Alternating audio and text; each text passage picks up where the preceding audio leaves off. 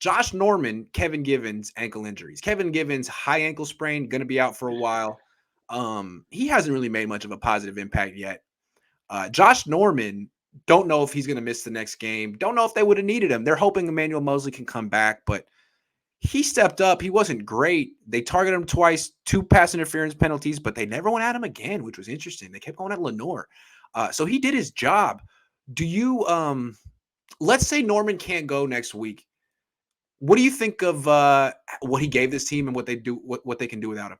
Who's the next man up? So So I don't think Norman was going to be the starter. I agree with you. I think it was Mosley. I think his ankle injury hurts from the standpoint that they have to go sign another cornerback Right. from the market that's already dry. Like at least he provided an extra depth piece. I actually think Norman Kirkpatrick, whichever Yeah. it's whatever, whichever way. I think both are a little bit prone to be grabby, pass Yeah. interference. Speed is an issue for both, but Norman played confident, very confident. He played aggressive, which was good to see. And so I think, sure, his ankle injury sucks from a depth standpoint, but I'm with you overall. I think this is going to be an Emmanuel Mosley, Diamador Lenore cornerback tandem as long as those two guys are healthy. And I think as long as the two safeties and K'Wan Williams are healthy and Fred Warner and Nick Bosa are healthy, those two guys can be successful in their defense. Kevin Givens, on the other hand, I've actually been pretty disappointed in how Kevin Givens played in the first game. I can't wait to watch the film on how he played in this game. I didn't even notice him at all in the broadcast, but I thought Kevin Givens last Givens is a year, bad fit for the wide nine.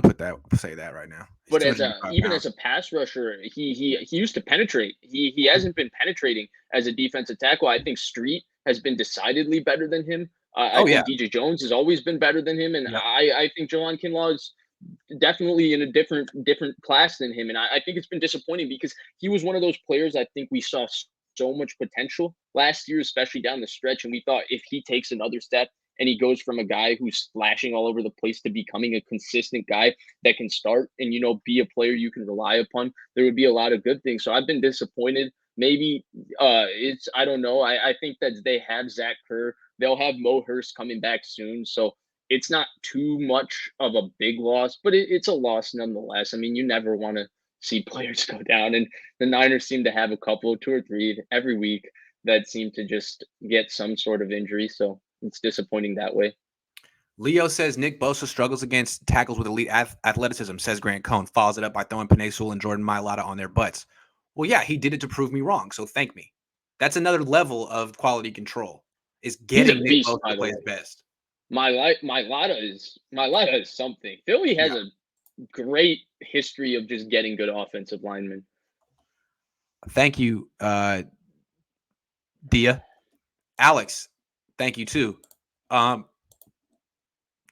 Jesse, my 2 favorite Jimmy haters. Jimmy the Great is dead.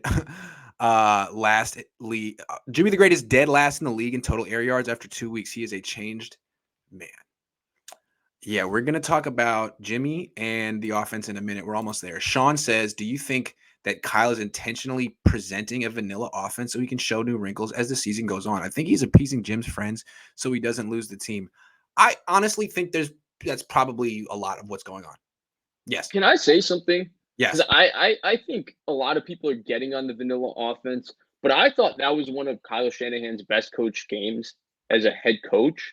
I've seen you As a head criticize coach. As a I've head seen coach. you criticize him before As a for head coach. maybe being too aggressive with his Sure. offense and trying to Sure. score. And I thought he had a Sure. great understanding of situation, how his defense Sure. was playing, and he had Okay. to construct 2 long drives to win that game. And he Mhm. was able to do that. And I thought he made sure that his offense didn't lose that game because his offense turning the football over was the only thing that was going to lose that game because the defense had that offense on lock and key. I'm glad that he ran the ball 38 times. I commend him for that. But I mean, the offensive coordinator, I didn't see. I mean, it was 17 points, and there wasn't a whole lot of creativity. But we're going to talk about him in a minute, and I'm not going to just totally dump on him either.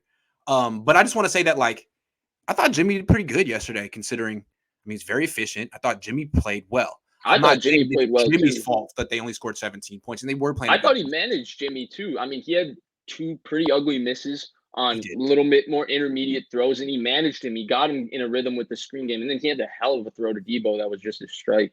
Mini Meat June says the Ayuk is in the doghouse is BS. Quit with the speculations, Grant. Solid be disappointed in you. We got 15 games left. We just said we don't think he's in the doghouse. But to act like this situation is all good and dandy, I mean, did you think Brandon Ayuk was going to have one target after 2 games I this mean, I season? don't know what the doghouse is, what the definition of the doghouse is, but the situation that Brandon Ayuk finds himself in is he gets at best 2 targets a game. So you tell me what that is. He had 2 targets in 2 Yeah, tell me weeks. what that is. What do you call that? What do you call that? Luis says Mondays with Vish, the only upside of the start of the week. Ha! Thank you, Luis. Laying it down all the way from the shy. Justin says Lenore got burnt on the deep route. Did you see his closing speed after the catch? Impressive. I also saw Tart's. Yeah, Tart was Tar was moving.